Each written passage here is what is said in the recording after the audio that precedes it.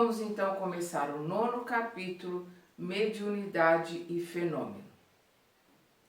Era considerável o número de amigos encarnados, provisoriamente libertos do corpo físico pelo sono, que se consagravam no vasto salão. Em primeiro lugar, junto da mesa diretora, onde Alexandre assumiu a chefia, instalaram-se os alunos diretos e permanentes do generoso e sábio instrutor. Distribuíam-se os demais em turmas sucessivas de segundo plano. Então, aqueles alunos que estão desdobrados do corpo, enquanto o corpo dorme aqui na Terra, estão lá assistindo às aulas do Alexandre. Calculei a assistência de companheiros nessas condições em pouco mais de 100 pessoas, né? Aproximadamente 100 desencarnados, 100 encarnados, em desdobramento lá. Exceção dos desencarnados que acorriam até ali em mais vasta expressão. Além do grupo do irmão Francisco, que trouxeram os tutelados, outras associações da mesma natureza compareciam com seus pupilos interessados em novas instruções. Observei, porém, uma particularidade. Somente os aprendizes comprometidos com Alexandre podiam relacionar suas dúvidas, pedidos e indagações, não em sentido verbal, mas por consultas que eram previamente transmitidas a ele antes de iniciar a dissertação. Atendendo minha curiosidade, Sertório, que se mantinha a meu lado, explicou atencioso. Há muitas escolas deste gênero para os encarnados que se dispõem a aproveitar os momentos de sono físico. É natural que aos discípulos permanentes desse ou daquele setor caiba o direito de interrogar. Como vemos, não há particularismos. Trata-se de uma questão de ordem dos serviços, mesmo porque os aprendizes de comparecimento eventual terão direitos outros, por sua vez, nos núcleos a que pertencem. Então, só podem perguntar àqueles que fazem parte do grupo com assiduidade e com dedicação ao estudo, para não perturbar o trabalho, não perturbar os estudos daqueles que estão realmente se dedicando e estudando. Isso a gente vai ver em todos os estudos, em todos os lugares no plano espiritual, e a gente precisava que assim fosse também aqui na Terra, nas casas espíritas, porque às vezes vem aqueles paraquedistas que fazem perguntas que todos que estão ali conhecem as respostas só para atrapalhar o andamento, porque não assistem, não estudam e se acham no direito de, atrapalhar o estudo daqueles que estão se dedicando, estão estudando. Satisfeito pelo esclarecimento, indaguei. Qual o tema da noite? Há programa pré-estabelecido? Há sempre plano organizado para o trabalho, respondeu. Contudo, os temas são improvisados por Alexandre depois de receber as indagações e consulta dos frequentadores habituais. O orientador examina atentamente as questões suscitadas pela maioria e fornece instruções de modo a satisfazer igualmente aos assuntos com minoria de interessados. Então ele programa as aulas dentro das perguntas da maioria dos interessados, daqueles que são assíduos nas aulas, mas também procura dar uma resposta, dar uma passada nas perguntas da minoria. E poderá informar quanto ao tema provocado pela maioria dos aprendizes nesta noite? Creio que se refere à mediunidade e ao fenômeno em geral. Em seguida, o companheiro, por especial gentileza, convidou-me a integrar na Assembleia a equipe dos auxiliares do devotado instrutor que tomara a tribuna, iniciando os serviços educativos. Mais do que em outras ocasiões, realçava-se-lhe a figura veneranda e imponente. Irradiando a luz que lhe era própria, Alexandre dominava a reunião de trabalhadores e estudantes, não pelo magnetismo absorvente dos oradores apaixonados, mas pela bondade simples e pela superioridade sem afetação. Todas as atenções centralizadas nele, começou a explanação com uma rogativa ao Senhor, suplicando-lhe o dom de compreender o auditório e de ser por ele compreendido. Era tocante e nova para mim, semelhante oração inteiramente espiritual e sem o mínimo laivo de personalismo. Então ele está pedindo ali que as palavras dele sejam compreensivas para aqueles que estão ouvindo e que ele também seja auxiliado para poder compreender as dúvidas daqueles que estão perguntando. Todavia, quanto mais procurava impessoalizar-se, afirmando-se mero instrumento da vontade divina, mais destacado se tornava o orientador aos meus olhos, como verdadeiro expoente de sabedoria, humildade, prudência, fidelidade, confiança e luz. Fim da oração comovedora, começou a falar, dirigindo-se aos ouvintes com palavras firmes e diretas. Irmãos, prosseguindo em nossos trabalhos, comentaremos hoje vossos pedidos de orientação mediúnica, em face das dificuldades que vos apresentam na luta de cada dia e que classificais como impedimentos de natureza psíquico-fisiológica. Desejais realizações generosas nos domínios da revelação superior, sonhais conquistas gloriosas e realizações sublimes. Entretanto, há de corrigir vossas atitudes mentais diante da vida humana. Então, sonha com coisas, sonha com mediunidade elevada, sonha com um trabalho produtivo com o auxílio do plano espiritual superior, mas não modifica os pensamentos, os sentimentos, as emoções, não trabalha a reforma íntima, não tem como alcançar esse tipo de trabalho. Eu vou repetir as palavras do Alexandre. Desejais realizações generosas nos domínios da revelação superior. Sonhais conquistas gloriosas e realizações sublimes. Entretanto, há que corrigir vossas atitudes mentais diante da vida humana.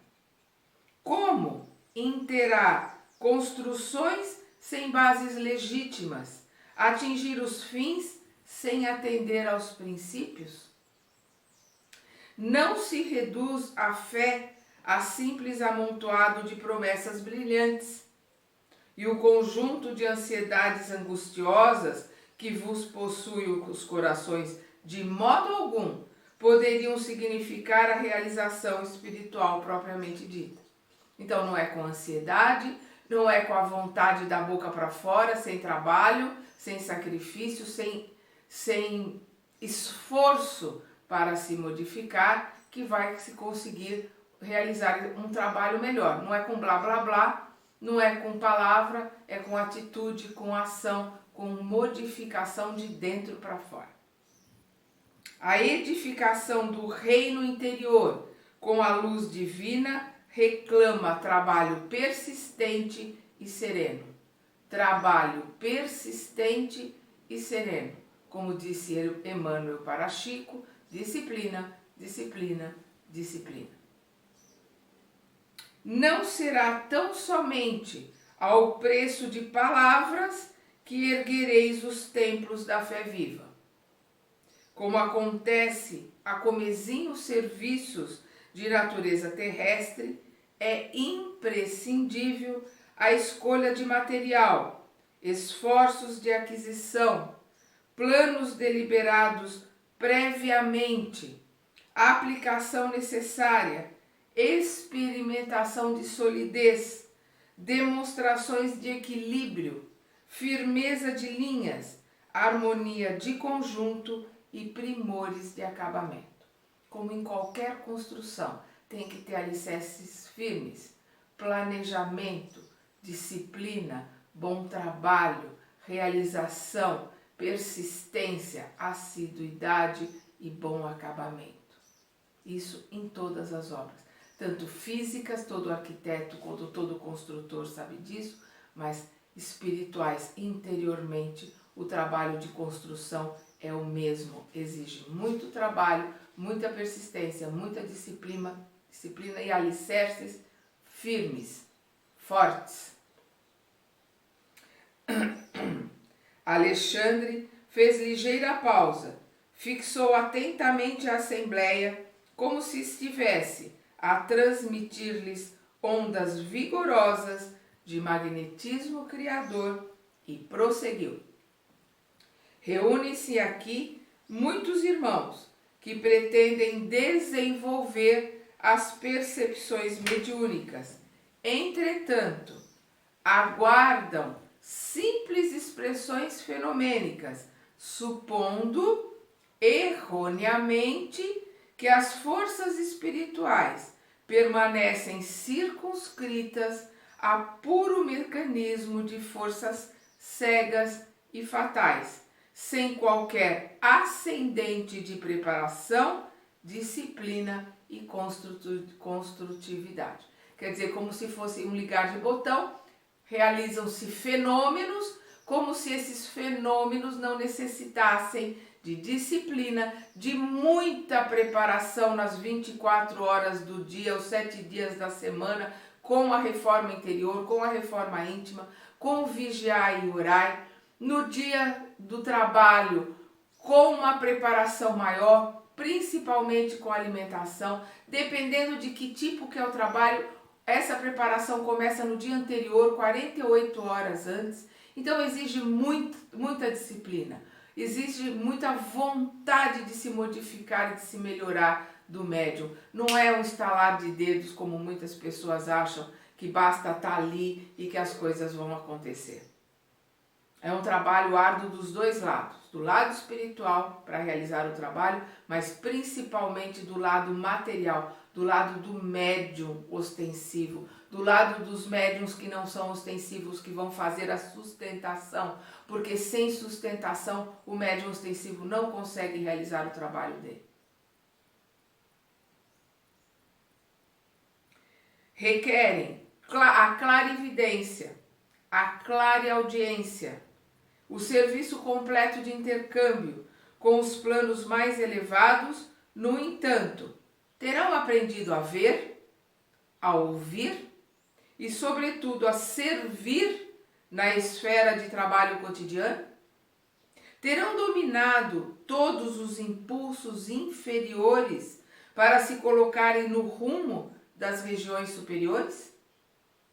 Poderá o feto caminhar e falar no plano físico?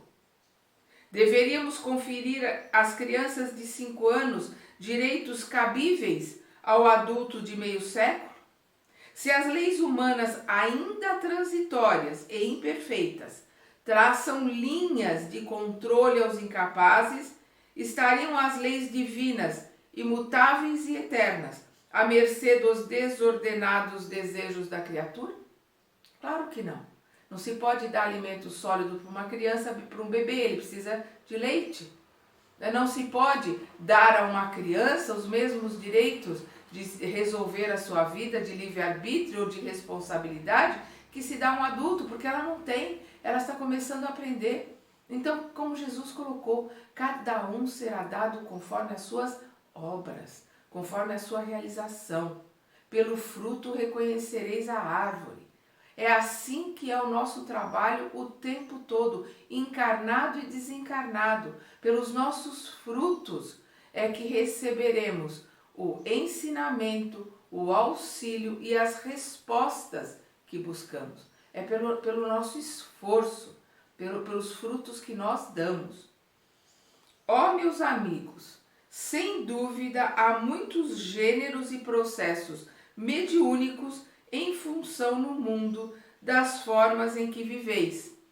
Urge, porém, estimar o trabalho antes do repouso. Infelizmente, aqui na Terra, o que nós mais queremos é o repouso, é o não fazer nada, ficar na frente da televisão perdendo tempo. Isso é o que a gente mais quer. Olha o que ele está colocando aqui, eu vou repetir. Urge, porém, estimar o trabalho antes do repouso, aceitar o dever sem exigências, aceitar o dever sem exigências, sem troca, você me dá isso, eu me dou aquilo, eu faço isso desde que eu consiga aquilo. Isso não existe. O plano espiritual superior não é um mercador, não está atrás do balcão fazendo intercâmbio ou fazendo escambo com nenhum trabalhador. Vou repetir. Urge, porém, estimar o trabalho antes do repouso, aceitar o dever sem exigências, desenvolver as tarefas aparentemente pequeninas, antes de vos inquietardes pelas grandes obras, e colocar os desígnios do Senhor acima de todas as preocupações individuais. Quando nós colocamos na oração, seja feita a sua vontade, assim na terra como no céu, que isso seja uma verdade de dentro do nosso coração, que seja feita a vontade do Pai, e não a gente agir como age na maioria das vezes, como pedinte, como mendigos. Senhor, dá isso, Senhor, dá aquilo, Senhor, faz isso, Senhor, faz aquilo. Não, que seja feita a vontade do Pai e que nós possamos ser um instrumento dessa vontade, que nós possamos verdadeiramente servir à vontade do Pai. É isso que ele coloca aqui. E ele continua. Urge fugir da apropriação indébita no comércio com as forças invisíveis. É o que eu estava falando. Os espíritos superiores não são mercadores, não são balconistas nem lojistas onde a gente vai comprar favores. Isso não existe. Urge fugir da apropriação indébita no comércio com as forças invisíveis, furtar-se ao encantamento temporário e à obsessão sutil e perversa, porque a obsessão começa na fascinação, principalmente de alguns médiuns quando realizam alguns trabalhos, e depois ela passa para a obsessão maior, até chegar à subjugação. Coletivamente, não somos duas raças antagônicas ou dois grandes exércitos, rigorosamente separados através das linhas da vida e da morte, e sim, a grande e infinita comunidade dos vivos, tão somente diferenciados uns dos outros pelos impositivos da vibração, mas quase sempre unidos para a mesma tarefa de redenção final. Não existe a separação entre encarnados e desencarnados. Nós somos espíritos. Alguns espíritos livres do escafandro para respirar na Terra, outros dentro do escafandro, dentro deste vaso que nós ocupamos para poder respirar e trabalhar neste planeta. Não existe divisão entre nós. Não é um contra, outro a favor. Não existe dois exércitos. Existe uma única comunidade, que somos todos nós, encarnados e desencarnados, que somos filhos de Deus, irmãos de Jesus, e que temos que trabalhar juntos dentro daquilo que o Pai espera de nós. Não julgueis que a morte da forma santifique o ser que habitou. Isso é outro erro que muitas pessoas têm. Desencarnou, virou santo. Não, desencarnou, só deixou a roupa velha aqui. Continua a mesma pessoa, com o mesmo sentimento, com os mesmos trejeitos, com os mesmos vícios, com as mesmas vontades, com os mesmos erros e com os mesmos acertos que tinha quando estava aqui na Terra. Se o raio de sol não se contamina ao contato do pântano, também o doente rebelde é o mesmo enfermo se apenas troca de residência. Então, o sol não se contamina quando ilumina o pântano. Da mesma forma, o enfermo que muda de residência não se cura da doença, ele continua enfermo. Nós precisamos entender que a luz age em todos os lugares e para todos, independentemente se são bons ou se são ruins. O sol brilha para todos. E aquele que desencarnou não muda em absolutamente nada do que ele tem e do que ele pensa, do que ele sente, da vibração que ele tem quando ele é encarnado. O corpo físico representa apenas o vaso em uso durante algum tempo, e o vaso quebrado não significa redenção ou elevação do seu temporário possuidor. Recorremos a semelhante imagem para dizer-vos que o habitante da esfera, atualmente invisível aos vossos olhos, é um irmão, nem sempre superior a vós outros, nos círculos evolutivos. Desencarnação não expressa santificação. Não muda nada. Os trabalhadores que estão à nossa volta são normalmente por sintonia da mesma vibração, da mesma sintonia que a nossa, que é exatamente isso, a lei de sintonia. As casas que realizam bons trabalhos, que têm trabalhadores abnegados, que têm trabalho de caridade, que têm trabalhadores dedicados, esforçados em se modificar, recebem sim o auxílio dos planos superiores. Os companheiros que vos atendem no plano espiritual não permanecem reunidos em aprendizado muito diferente. Os elétrons e fótons que vos constituem a vestimenta física integram igualmente os nossos veículos de manifestação em outras características vibratórias. É necessário, portanto, atentardes para as vossas possibilidades interiores, para as maravilhas de vossa divindade potencial. Temos que olhar para as nossas capacidades, nos melhorarmos e principalmente para a nossa divindade em potencial. Todos nós somos deuses, todos nós somos co-criadores, tanto neste planeta como encarnados, como no plano espiritual como desencarnados. Em vossos desejos insopitáveis de intercâmbio com o invisível, naturalmente anelais a aproximação da sociedade celeste. Esperais a revelação da verdade divina a par de elementos insofismáveis de certeza tranquila. Entretanto, para isso é indispensável organizar e desenvolver vossos valores celestes, como criaturas celestiais que verdadeiramente sois.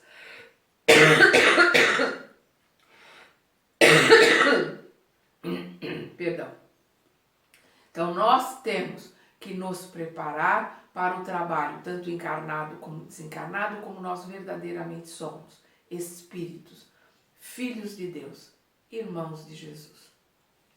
Vamos continuar a partir deste ponto na segunda parte deste capítulo.